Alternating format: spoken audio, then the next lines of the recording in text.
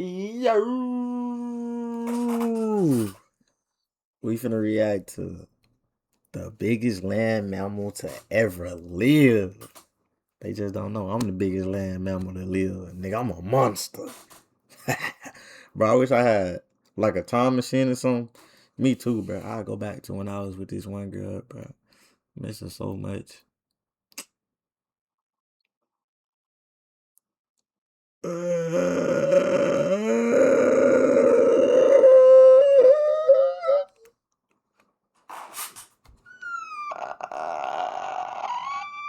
Million years ago, after the violent demise of the non-avian dinosaurs, courtesy of a mountain-sized asteroid, Alright. the world was left up for grabs. And one little group among the rubble wasted no time in making it their own. And that would be, of course, us. I ain't gonna lie, bro. I don't know how rats and roaches got exist, but nigga, back when we had dinosaurs and shit, what the roaches and rats was? These niggas just spawned from nowhere? That's what you telling me? That's what you telling me? Like, come on, bro. Or rather, mammals. Relatively quickly, mammals that survived quickly filled in the gaps that dinosaurs once, well, filled, leading to a massive explosion in mammalian diversity and size, growing far, far larger than previously, no longer being held back by their old tyrant overlords. And this trend of getting bigger and bigger ended up continuing for quite some time, as for millions of years, the bar kept getting a little bit higher and higher, I ain't gonna lie, until on Jared. land at least, it reached I'm happy dinosaurs extinct. Man, if I saw a damn near 100-foot giraffe just stand over me, nigga, I probably would pass the fuck out. Like, son. Man, nah, cuz.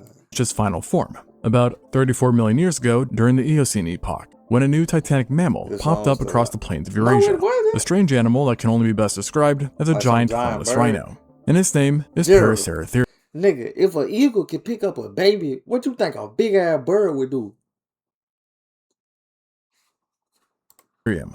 It was touted by many scientists as being the largest land mammal to have ever lived, and by a fair margin at that, with nothing having come close to it previously or since its discovery. And yet, this might not actually be the truth, as in the 1800s, a chance discovery was made in India that unveiled a new prehistoric elephant so giant that it not only shook our understanding of mammals and our max size, but has challenged even the Paraceratherium in stature, with it now often being dubbed the true king of mammals, and the largest mammal to have ever walked. And this is Paleoloxodon pneumaticus. As you might have picked up on by its name, this new mysterious elephant wasn't a genus, like Homo, rather being a specific species that belonged to an already known genus, the Paleoloxodon.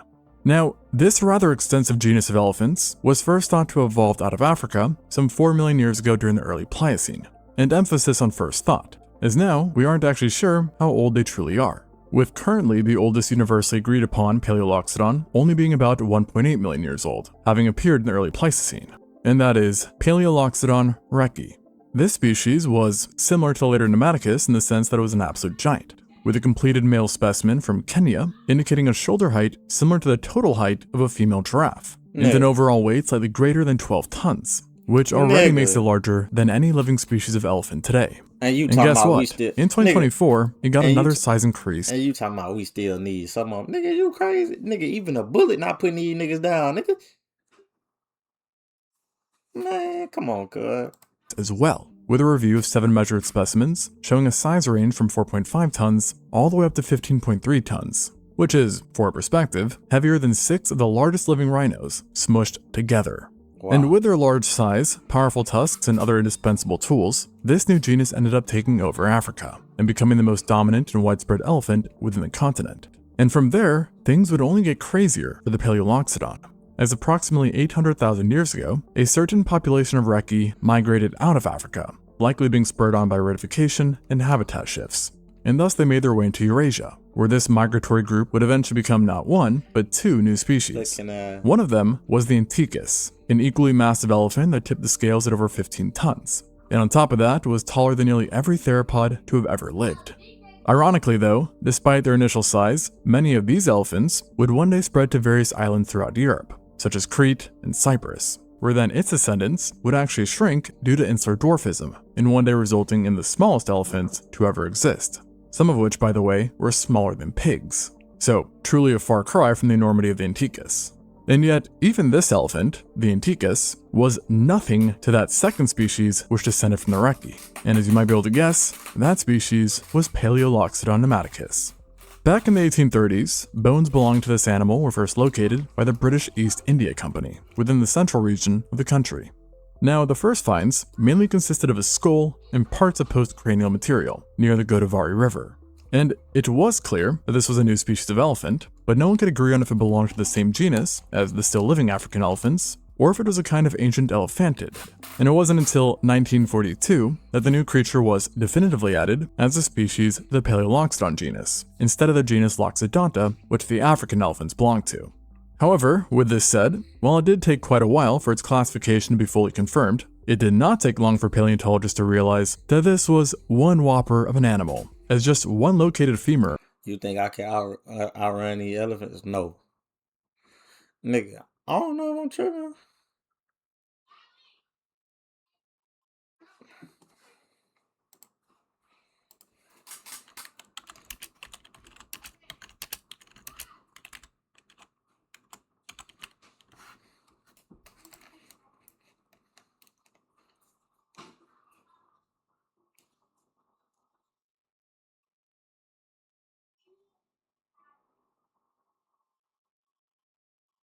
I don't know, son. Didn't it say them niggas keep one foot on the ground at all times? I mean, you might be able to. Early on, was larger than that of a freaking Triceratops, who, as you may know, is another giant in its own right, to put it lightly. And based off of this found femur, it was estimated that it belonged to a 4.35 meter or 14.3 foot tall individual that was heavier than any African elephant ever recorded. So, mighty impressive. However, the real shocker would only come after this discovery, as eventually a even more ridiculously sized femur was found, which was stated as being about 20% larger than the previous, and one of the first signs that the Pneumaticus was really in a weight class of its own. And in 2015, one study estimated that this new specimen in life might have stood as tall as 5.2 meters or 17.1 feet at the shoulders, making it not only taller than most giraffes, but also taller than every single terrestrial carnivorous predator ever, including the Spinosaurus if you don't count the sail. And given its estimated volume, researchers believe that this individual could have weighed as heavy as 22 tons, which at this size officially outclassed the Paraceratherium, and thus giving it the title of the largest land mammal known to science thus far. On top of this already crazy achievement, this absurd weight would make it considerably heavier than the Spinosaurus, Giganotosaurus, and T-Rex. And plus, by the way, every non-sauropod dinosaur to ever live. In fact, forget non-sauropods. It was even able to rival numerous sauropods at this size, including some of the most famous longnecks out there, such as the Diplodocus and the Brontosaurus. So, we're talking about such a size that it's almost kind of hard to picture it, and a size that really reignited the conversation on just how big terrestrial mammals could get. Although, there was a bit of a problem, and that was that these remains were ultimately fragmented, and it made many paleontologists quite skeptical of the size estimates, including, by the way, the author of the study himself, who said that 22 tons should be taken with a grain of salt. But that being said, the issue of fragmentation is not something unique to the Pneumaticus either, as it's also been a problem for the Paraceratherium and other contenders for the title of top dog, or top mammal, leading to much debate and argument on this topic. However, all is not lost for the Pneumaticus's claim, as in early 2023, a new study took a look at yet another specimen, simply referred to as CF Paleoloxodon pneumaticus. And in this study, the species was found to be relatively close in size to the previous estimates, with them giving it a weight of up to 19 tons. And what's also very interesting is that the very same study also did a separate analysis on the Paraceratherium, which concluded that it was actually lighter than the elephant, despite being taller, with a weight of around 17 tons, and thus leading to increased agreement that the Pneumaticus truly is the current largest land mammal known to science, at least on average. And then, on top of that, just 2 years ago, there was a third study that analyzed 5 different specimens that also reported a max weight of around 19 tons, possibly even a bit more, which shows at the very least the Pneumaticus is still definitely an absolute giant in mammalian terms. And not to take shots or anything, but a 2022 paper separately reported that an analysis of 2 species of Paraceratherium found a size range between 11 and 12.4 tons. So not beating our boy there. Additionally, even if the Paleoloxodon pneumaticus tapped out at 19 tons instead of 22 tons, it would still retain the achievement of being larger than any known theropod. And just to give you a little taste for how big 19 tons still is, that's about 300 times heavier than your average human and 3 times bigger than the average African bush elephant, the largest living land animal of today. Also, one must not forget that these estimates are based on what has been found, which is to say, very little, considering how many of them must have lived through the ages. So, if we are finding multiple specimens already that are possibly 19 tons and maybe 22 tons, then maybe 22 tons or more isn't so crazy, especially when you consider that extant elephants, their closest living relatives obviously, show considerable size variation across the board. For example, the largest male Asian elephants are about 40% heavier than what's considered the average max weight, while the largest recorded African bush elephant thus far hovered around 11 tons, which is, for perspective, nearly double the size of a typical individual, so who knows just how big the Pneumaticus could have gotten. Unfortunately though, exceptionally sized individuals like these record breakers are usually 1 in thousands or even millions. So while my imagination does wonder, I personally am not getting my hopes too high for a monster specimen popping up anytime soon. Although this said, with our current specimen, it is honestly kind of greedy of me to complain for more, as their stature was truly shocking. And ultimately, the Pneumaticus wasn't just big-bodied, but it was also extremely dense and sturdy, with its skull in particular being exceptionally well built.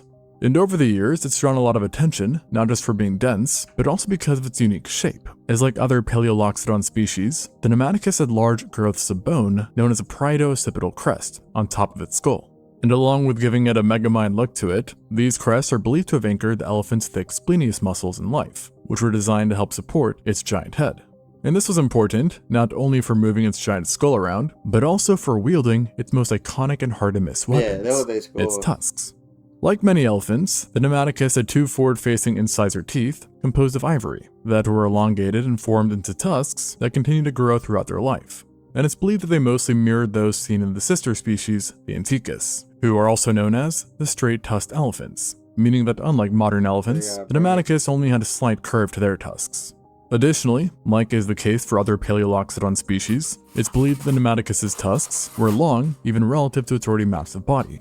And therefore, it is generally believed to have had the longest tusks of any known animal, period, with the largest of tusks possibly measuring longer than it was tall, at 5 meters or 20 feet, while each also would have weighed more than a freaking jaguar. And yet, thanks to its uniquely designed head, and large splenius muscles, it would have had no problem wielding these massive weapons as if they were almost like feathers, allowing them to pierce and maul competition, as well as to absolutely destroy anything dumb enough to get in their way. I mean, imagine this. If a living elephant can already make holes in its own kind with their tusks, just imagine what a Pneumaticus's tusks could do. And when you take a look at modern elephants today, you'll come to realize that their tusks are not the only weapons they have at their disposal, with of course the weight itself also being deadly within its own right. And the Pneumaticus could likely use its body weight to just trample animals directly and deliberately crush them, which, let's just say based on indirect evidence, is very messy and painful. This all said though, these guys weren't all built for damage or defense, as their large skulls also granted them the ability to move their heads down low to the floor, without having to worry about getting off balance, or being unable to lift their heads back up again. And that's a very important feat, as the Pneumaticus is thought to have been a grazing animal, and this is a conclusion that is based off of the morphology of its teeth, as well as the isotope ratios that suggest it predominantly grazed on C4 grasses, instead of being a browser like a giraffe, as one may assume. And considering that some modern-day elephants can spend 16 hours a day on eating alone and consume up to 70,000 calories, it's not a stretch that based off of the size difference to assume the Pneumaticus likely spent most of its day eating as well, and needed over 150,000 calories just to sustain its size, which for reference is enough to feed more than 60 people.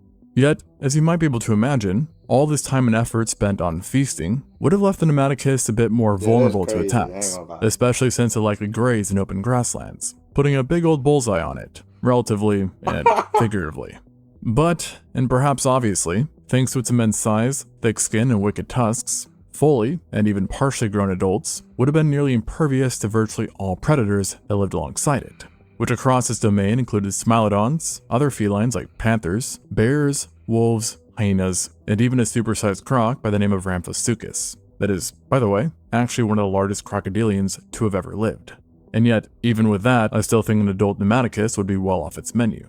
Funny enough, or perhaps depressingly depending on your perspective, the only predator that might have actually been a real threat to these guys was a primate. And you only need a mirror to see who I'm talking about.